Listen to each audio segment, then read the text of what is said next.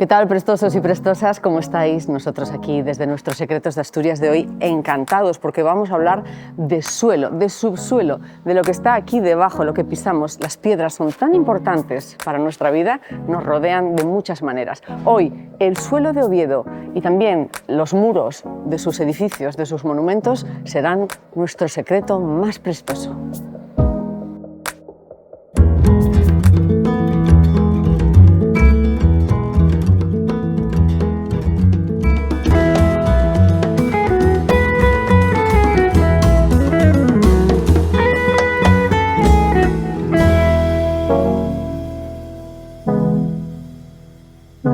En Secretos de Asturias siempre contamos con un experto para hablarnos, pues eso, de lo que es el protagonista hoy, las piedras, pues con quién mejor que con un petrólogo, por tanto geólogo. Luis Valdeón, ¿cómo estás? Encantado de estar aquí. Igualmente. Bueno, háblanos de este Oviedo que conocemos, ¿no? Que pisamos y las paredes de los monumentos, ¿no? Bueno, es de lo que vamos a hablar. Vamos a correlacionar lo que tenemos en el subsuelo de Oviedo, que veremos luego dentro del museo, y los edificios que nos rodean. Pues vamos allá. Vamos paso a paso. Vamos allá, venga. Venga. Bueno, pues Oviedo se forma. A ver, está asentado sobre un terreno formado, vamos a expresarnos con propiedad, en el Cretácico superior, ¿no es así, Luis? Efectivamente. Y estamos en un roquedal. ¿Qué es esta plataforma? Bueno, pues es una plataforma horizontal de formación natural en el Cretácico superior y lo constituyen calizas amarillas muy duras, bastante duras, pero están muy fisuradas, y todo esto se conforma en el Oviedo primitivo. Eso marca un poco la evolución de la población y de las construcciones. Pues que aquí vivían en la época tardorromana, ¿no? Los ovetenses de aquella época. Bueno, al menos hay testigos de ello por la Por el fuente. edículo. Espera, vamos ahora a ello porque también me interesa que nuestros seguidores sepan que, bueno, cuando vengan aquí al Museo de Bellas Artes, a quienes agradecemos desde aquí, ahora mismo en Secreto de Asturias, que nos hayan permitido grabar en esta parte, es la parte de la ampliación, unos huecos para sentar los postes de esas viviendas de aquella época. Pero efectivamente, como dice Luis Valdeón, esta parte es muy interesante. Voy a servirme del puntero láser para que sepamos que aquí, aproximadamente por aquí debajo, había un aljibe, ¿no es así, Luis? Sí. Ahora me lo cuentas tú también. Estos son los cajeados, donde se asentaban los sillares de piedra de la fuente. Efectivamente, el edículo, algo parecido a la fuente de la Foncalada, para que nuestros seguidores... Se estima que sí. Y aquí hay una especie de cazoleta, ¿no? ¿Cómo lo denomináis vosotros? Sí, bueno, no tiene denominación, sí, una cazoleta que es el inicio del desagüe, y es de piedra arenisca, que no hay por los alrededores. Se ha labrado así porque ya hay que labrarla finamente, y la caliza no se deja labrar muy bien. Todo esto, si levantáramos, seguiría el roquedal en el suelo, en subsuelo, y donde está esa especie de peana, pues sería el tope de esta pequeña cantera. Bueno, la plataforma entonces se utilizó para el asentamiento, y ahí en las excavaciones arqueológicas se encontraron señales inequívocas de que se extraía piedra para construcción. ¿Qué pasa? Este roquedal es muy duro y los estratos se conforman en pequeñas dimensiones. Entonces se sacaba material, pero de mediana calidad.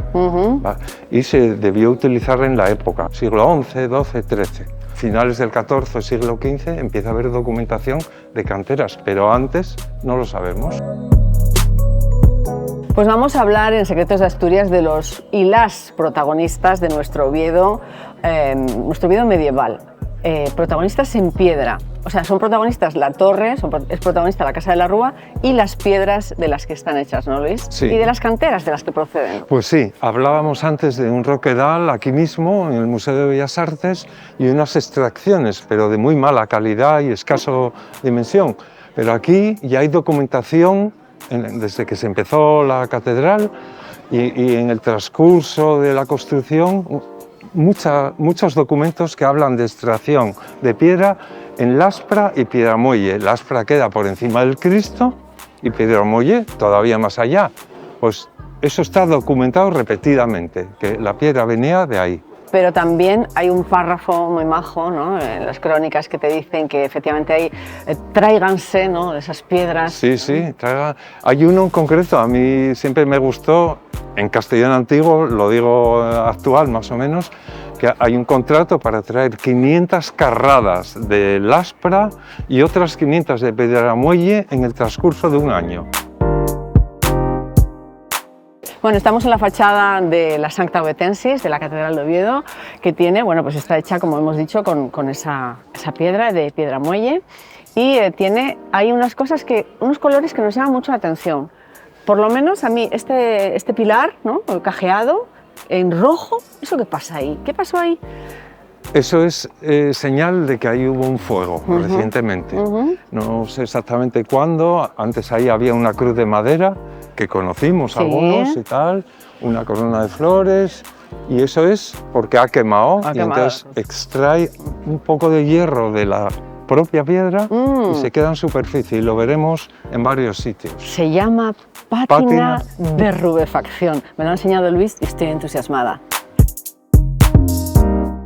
Seguimos conociendo de tu mano el porqué de los colores y además esas canteras diferentes y, en fin, sus comportamientos en los monumentos, ¿no? Por ejemplo, esto blanco aquí, que parece como que chirría un poco, parece como añadido, ¿esto qué es? Bueno, no deja de ser una de las piedras históricas de la catedral, pero la que se utiliza dentro, porque fuera no se comporta bien. Entonces, el que estén aquí más bien parece un error, un aprovechamiento constructivo, de comodidad, pero sabían que no resultaba y efectivamente no resultan tan bien como la piedra amarilla de Piedramuelle.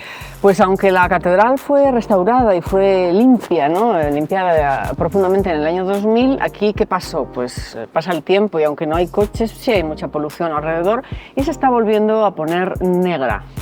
En este caso ya hay menos polución que hace un par de décadas, pero se está empezando otra vez a teñir de gris y de negro.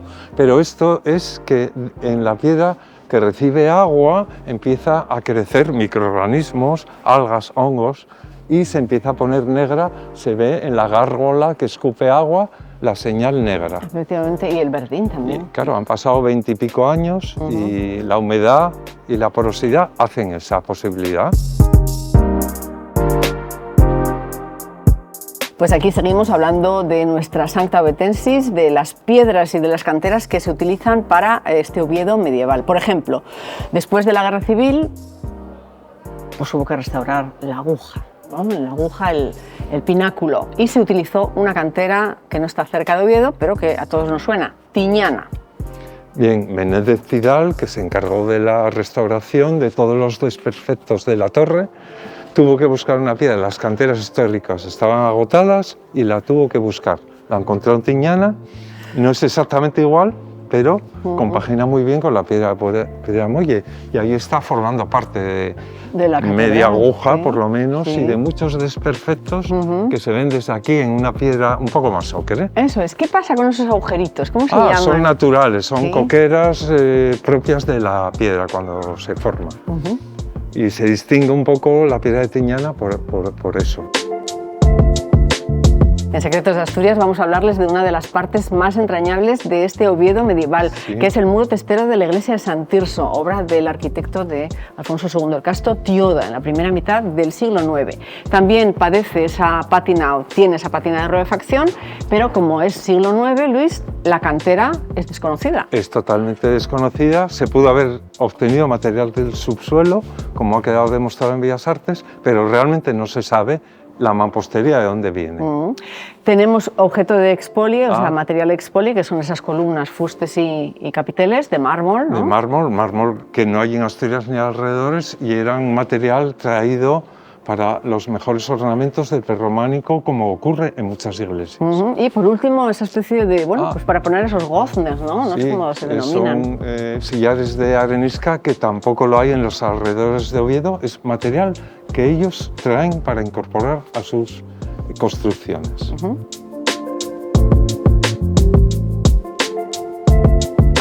Despedimos nuestros Secretos de Asturias aquí en el canal Prestosu, donde nos encanta que os suscribáis, que hagáis un comentario y le deis al like. Nos encanta saber pues que haya ese feedback entre nosotros.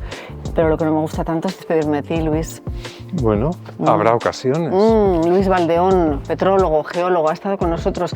Y para ampliaros un poco, el próximo programa empezaremos por la Torre Vieja, románica. Y un mundo que le sigue. El barroco, otras canteras. Sí. En el próximo Secretos de Asturias. Muy bien. Gracias, Luis. A ti, un placer. Regina, igualmente. Señoras, señores, chicos y chicas, nos vemos el martes en Secretos de Asturias.